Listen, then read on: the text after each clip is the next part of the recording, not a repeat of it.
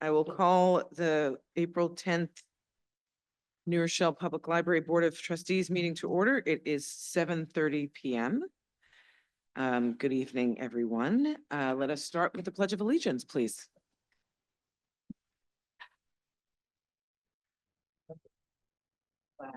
United States of America, and to the republic for which it stands, one nation, under God, indivisible, with liberty and justice for all. Great. Attendance sheet is going around. And we will start. Good evening. We will start our meeting with the approval of the minutes from our March 13th meeting. Thank you.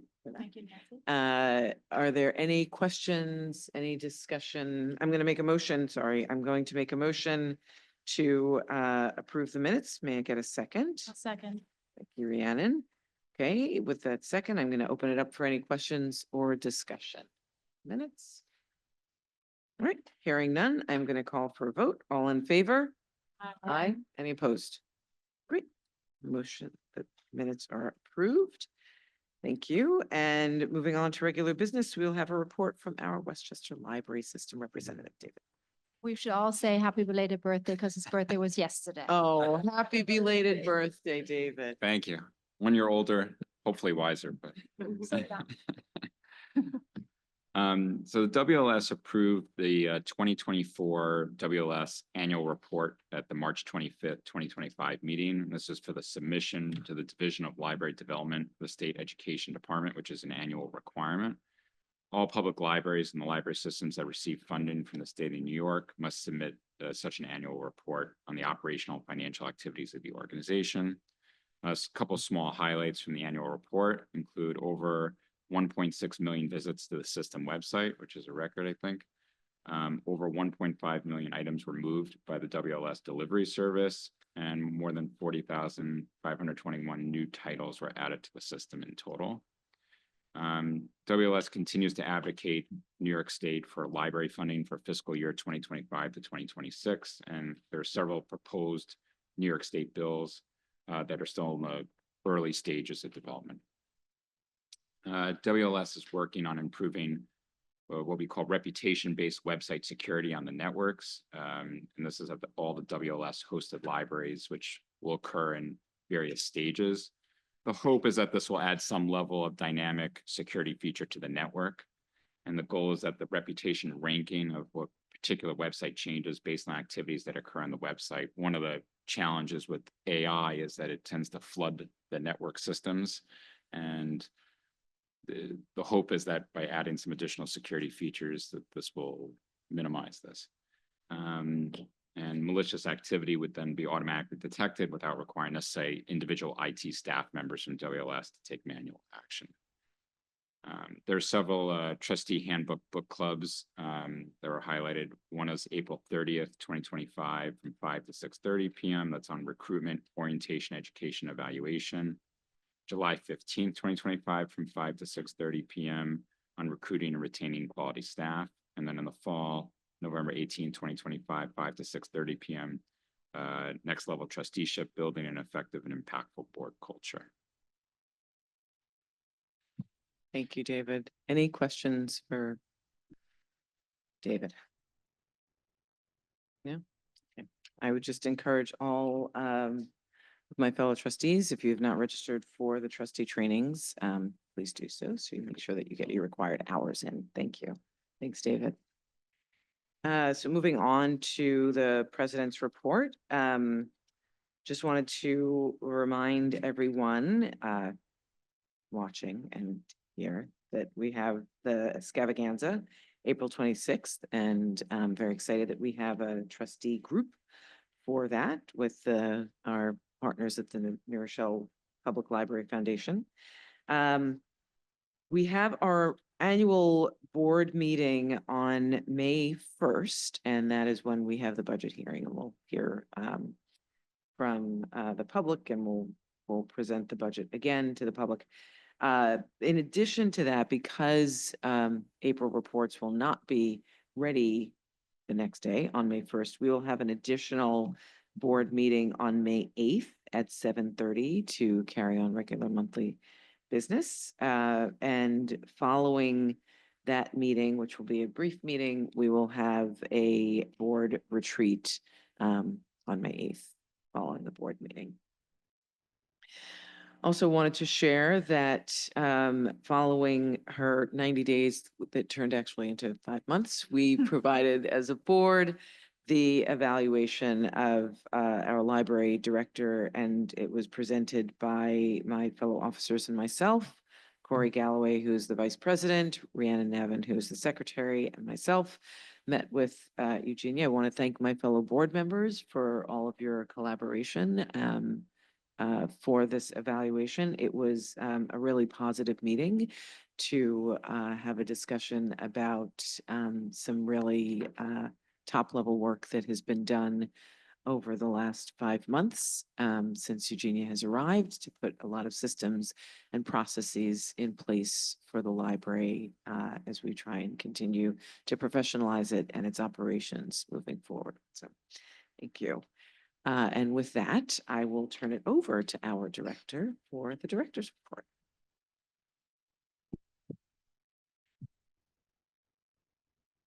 Thank you so much. So a couple of updates. So this week we will be signing the final version of the cooperation agreement with the Library Foundation.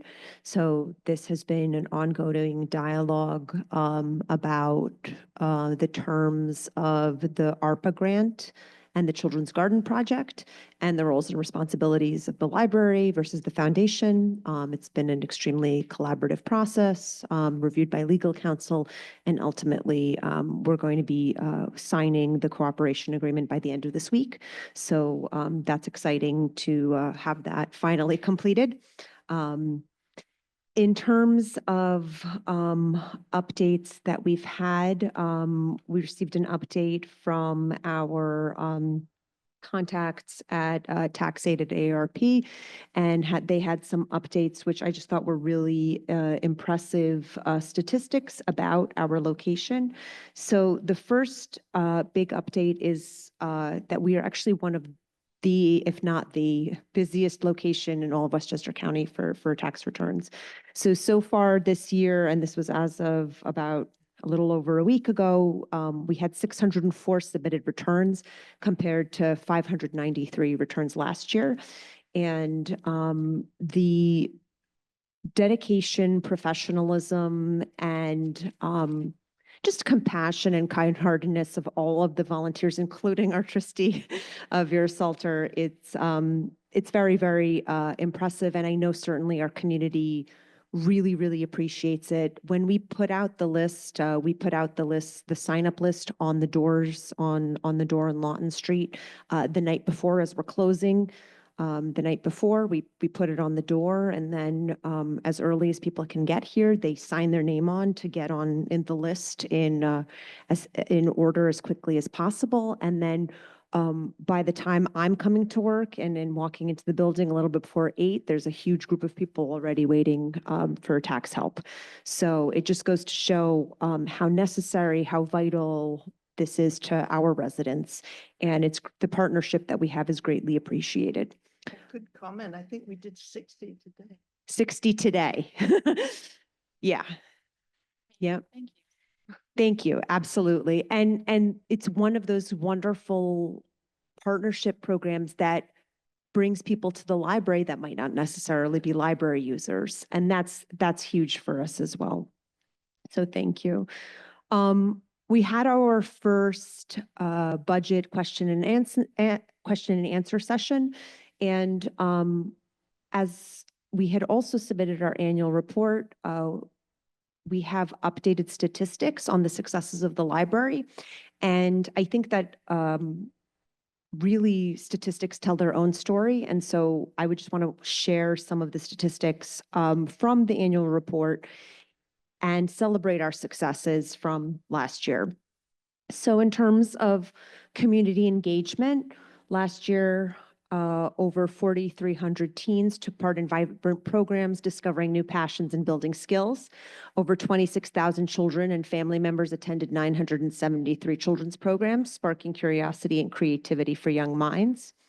Over 55,000 adults attended 4,676 live and virtual program sessions, enriching their lives with new ideas, skills, and connections. In terms of circulation and services, over 751,000 library visitors walked through our doors to learn, connect, and grow. Once again, we are the busiest library foot traffic-wise in all of Westchester County. So when you think about the physical capacity of the building, I don't think that when they were, finishing this building in the 70s, that they could have conceived that we would be seeing that many visitors every single day. We had over 285,000 physical items checked out. We answered over 125,000 reference questions. We had over 28,000 public computer sessions and provided access to technology for those who need it. In terms of literacy programs and support, over 9,500 children attended early literacy programs. Over 4,900 adults attended adult literacy programs and improved their skills. And we had 324 total program sessions for English speakers of other languages that had over 3,900 attendees. So the numbers speak for themselves. We had a wonderful year, and I'm very grateful to the support of the community as well as the hard work of the staff, and looking forward to another really strong year moving together forward. Thank you, Eugenia. Any questions for the director following her report? No? Thank you. I just one oversight from the president's report. I just wanted to make sure that as a board, we could hear and then just approve very quickly. As you know, a new policy that we have adopted is the approval by the board of the credit card use. And so we have a new employee agreement that we as a board need to acknowledge and hopefully approve and discuss. And this is for Jessica Torres, who is our library office assistant.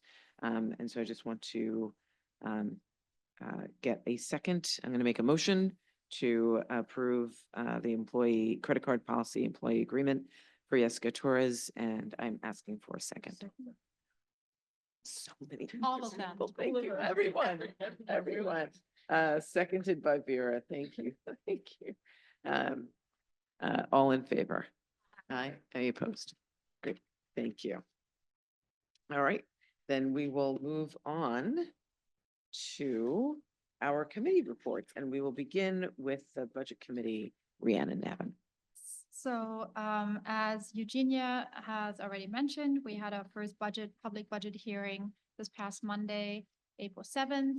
And we had some members of the public in the audience and some on Zoom also.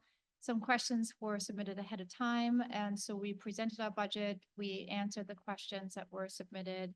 The recording of that budget hearing will be available on the website. And there will be information about the budget and about the May 20th vote on the website fairly shortly. And there will be a second hearing, public hearing, just like the one that we had on Monday on May 5th at 6:30 right here at the library. Again, you can attend in person, the public can attend in person or on Zoom. You have to register ahead of time. And if you want to submit any questions regarding the budget, also submit them when you register to attend online. And the questions will be answered during the presentation. Otherwise, if you're in person, you can ask your questions in the room and in person. And the budget vote is on May 20th. The polls are going to be open from 7 a.m. to 9 p.m. If you are unsure of your polling location, contact the clerk the Secretary of the Board of Education. All that information is on the school district website and will be on the library website as well. And if you are out of town on the 20th, or unsure if you're going to be here, apply for your absentee ballot ahead of time. Again, those instructions are going to be on the website. And if there are any questions about the budget or requests for information before the public hearing, there will be contact information given on the website where you can contact the library to ask the questions. And I think that's it. Yeah, okay, great. Thank you, Rhiannon. Any questions? Okay, moving on to buildings and grounds. Corey. Yeah. So we met, Building Ground Committee met April 4th, 2025. Call to order was 8:30 a.m. We adjourned at 9:33 a.m. Attendees were Rhiannon Navin, Vera Salter, myself, Eugenia Shatov, and we had a guest, John Caom from MA Caputo Associates. The quick recap was we met to discuss building roof concerns, including transition areas and material considerations, along with budget estimates for a future public project. Additional topics include the feasibility of solar panels for the library, ongoing project updates, administrative planning, and concerns surrounding the canopy for the opera grant. Very quickly, some of the things we touched on, the roof transition and covering solutions, which was a presentation with from Caputo Associates. The tariffs that may impact any building project that we will do into the future. So anything that we budgeted for, actually for 2025 to 2026, if we have anything when it comes to construction or anything that may affect us with tariffs, we may see an increase in cost on that because of today's American climate. We also touched on public project budgets and solar roofing, feasibility of solar panels for the library. And the last thing we touched on, which I think was the most important part, we did receive the permits for, well, we got approval for the permits for the opera grant. They gave us a concession on not having to pay for those from the city, which was great. One thing that came out, because we were talking about color schemes for the opera grant project, and we started looking into fonts, colors, and things like that within the library. And from a building grounds point of view, it's not our place to say, all right, these are the right colors or not. And we were, as we were meeting, we were trying to figure out what's the best committee to take lead on that. And so we'd like to propose that the Special Projects Committee takes lead on doing the, what I'm looking for, the palette and the entire, yes, yeah, style guide, exactly, for the library, because we feel like there is a lot of disjointed styles within the library, and there isn't a complete style guide that people can refer to. And it goes along with the bylaws where we're like, hey, you know what? This is how, you're gonna roll out, and we talked about this earlier, a new marketing campaign, a new branding, right, exactly. So that was the biggest thing that came out of our meeting. It has nothing to do with building grounds, but it does, when we get into construction and we start talking about colors.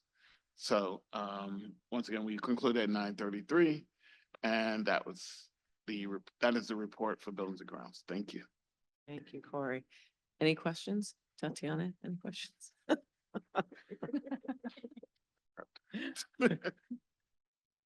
Thank you. All right, moving on. The Community Relations Committee, Nancy.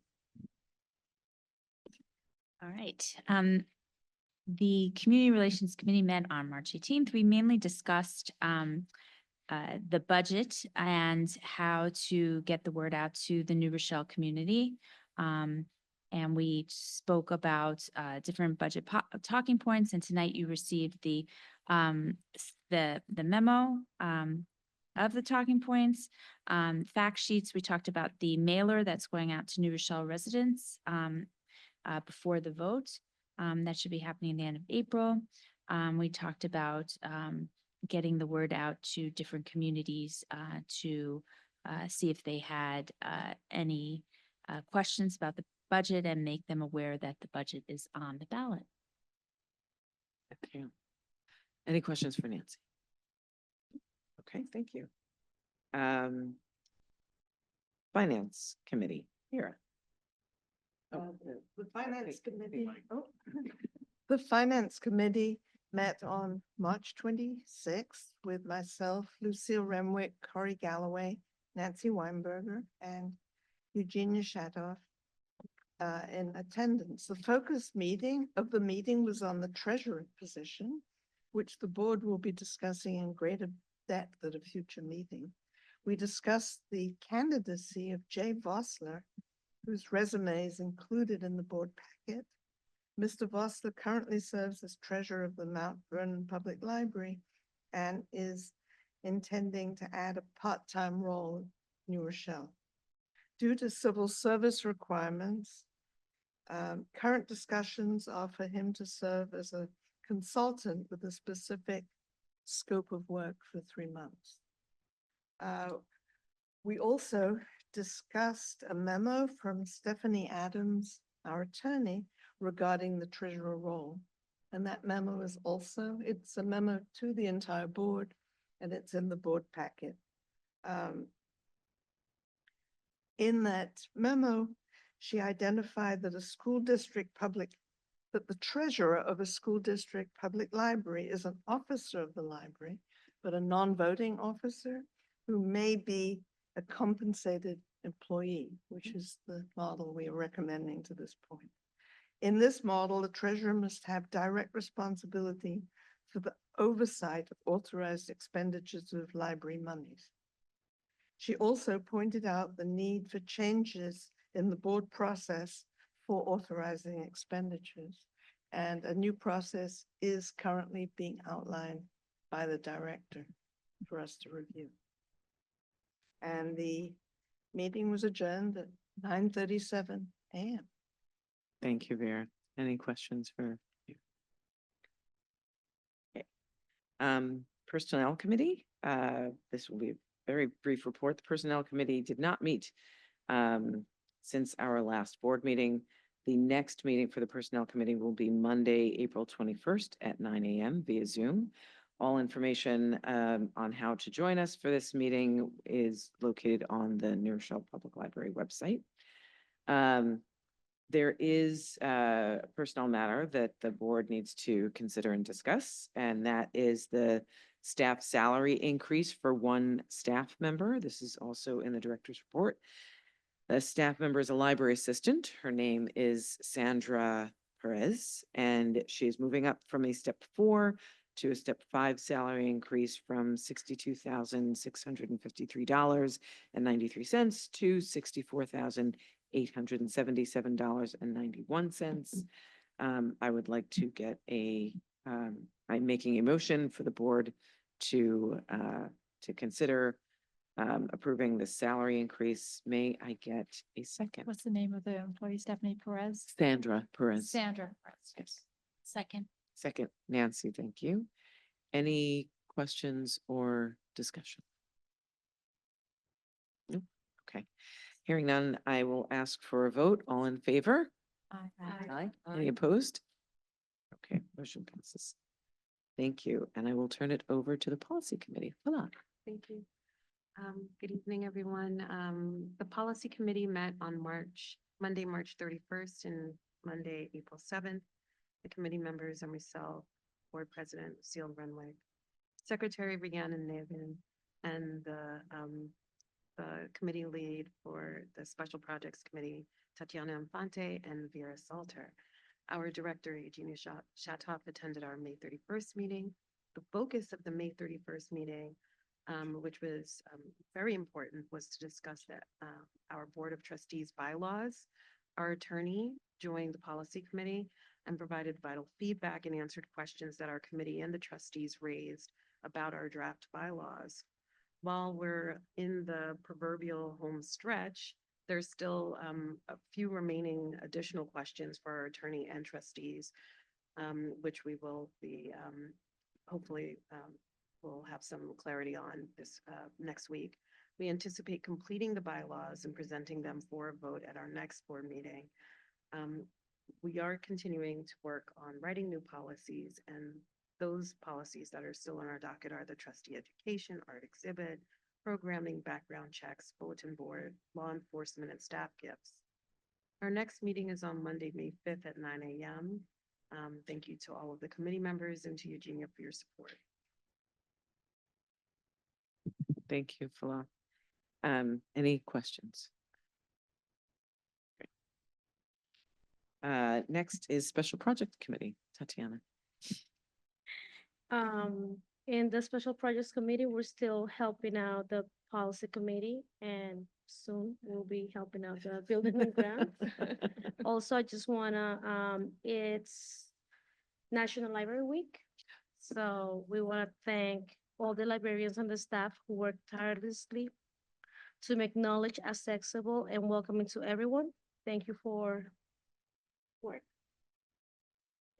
Thank you for mentioning that.